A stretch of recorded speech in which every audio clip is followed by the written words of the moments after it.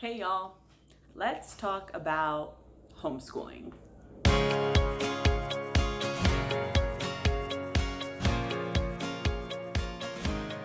Welcome to the world of homeschooling. We've been homeschooling for a few years now, and I'm going to give you some of my top tips and tricks to survive, especially if you're one of those moms without patience.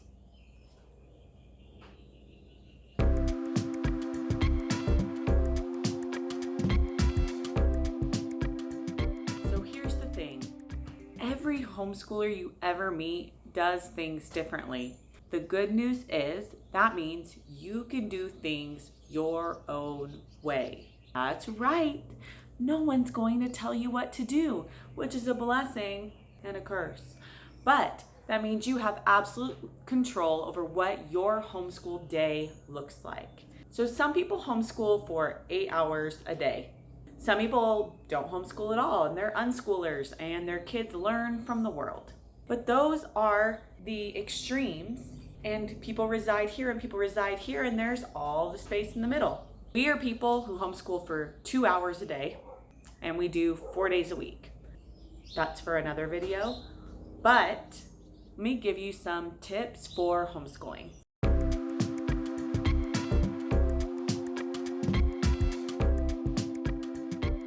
Don't overwhelm yourself.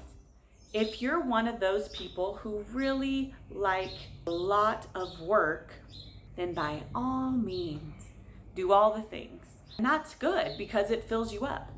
If you're one of those people who don't like all the work, then don't do all the things. It's not worth it if it's something that overwhelms you.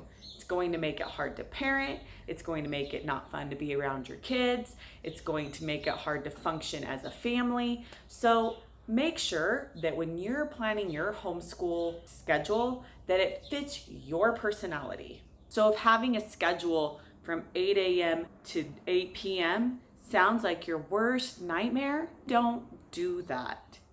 If having that all scheduled out sounds like it will give you something that you need, then do that.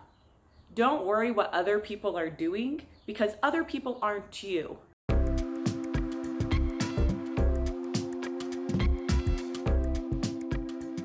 Maybe your kid does really well in a certain subject. Go ahead and maybe lighten up on that and not push them so hard, or use this as a time to move forward. Maybe your kid struggles in a certain subject. Use this as a time to really drill those things at school that they may not have time to do. So maybe it's spelling, and instead of focusing on all the things, focus on spelling and one or two other things. Give them a chance to succeed in the thing that they might be struggling in. Spend some extra time on that. Another option is to just kind of go generic in all the subjects. Maybe just buy a workbook and keep up to date on their skills, and then teach lessons in the things they don't teach you in school, like how to do dishes, how to fold your laundry, how to budget, how to save, how to pick weeds, how to mow your lawn, how to plant flowers, how to paint a picture, how to creatively write, not worrying about spelling or handwriting, just write, how to journal, how to sew, how to play an instrument, how to braid hair, how to braid string, how to put beads on a string, how to paint a room, how to clean baseboards. You get the picture. This could be a time of life skill school. Wouldn't that be great that we're not cramming it in with all the other school and all the extracurricular stuff, but we're gonna build life skills. And trust me, your kids are capable of more than you think they are.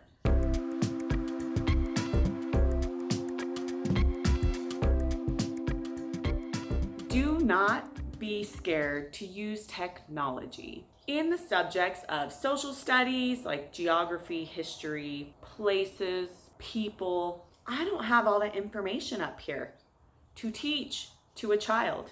In the information of science, biology, physics, chemistry, and so forth, I don't have all that information up here. What to do? Guess what, y'all?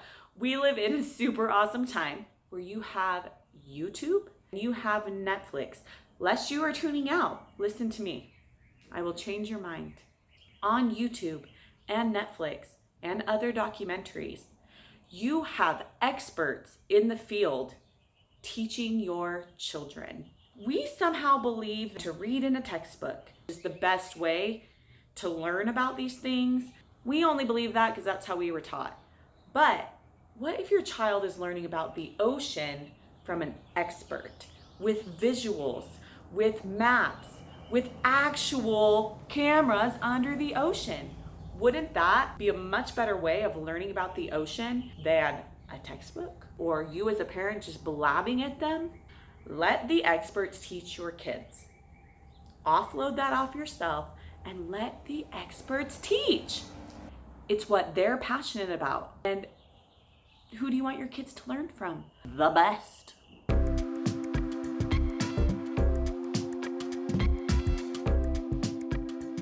Another tip for getting your kids to learn, to let them choose the topics. So for social studies, science, what are they interested in? If it's castles, dig into castles. If it's oceans, dig into oceans. Maybe it's one specific animal like octopuses. I don't know why that came into my head. Maybe they do a report on that. Maybe they are like super obsessed with this. Maybe they're super obsessed with a certain country. Maybe they're super obsessed with a certain country.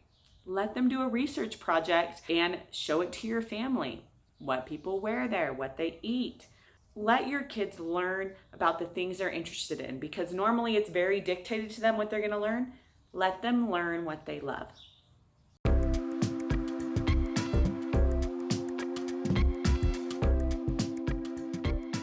One of the highest things you should want for your kids is to help them be good learners. This is the time for that. You don't want them to be just information getters that just take in information from all over. You want them to be information seekers who seek out information. That was really good. That just came out my mouth. We want children who seek answers to the questions they have instead of just get answers and can fill in a bubble sheet. You want good learners, good problem solvers. Foster that at home. If there's a problem in your home, maybe come up with solutions together. Maybe all you do this whole break, come up with solutions on how to have a better family relationship, how to communicate better, how to spend your time better together, how to overcome disagreements, how to be a good loser, how to be a good winner, how to be a team player. Those are all skills that any employer would love to have. Those are things you can foster now if the school stuff is too overwhelming.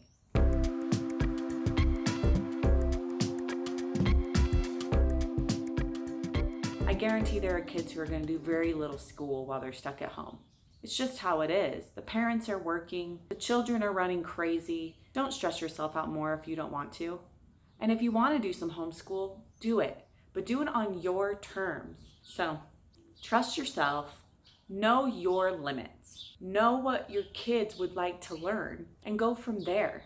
Just look at this as this grand opportunity that you get to teach your kids what interests them, or they can seek information out that interests them. And you can also teach them life skills, communication skills, problem-solving skills. The things we all know are what we really need in life. Trust yourself, take a deep breath. You've got this.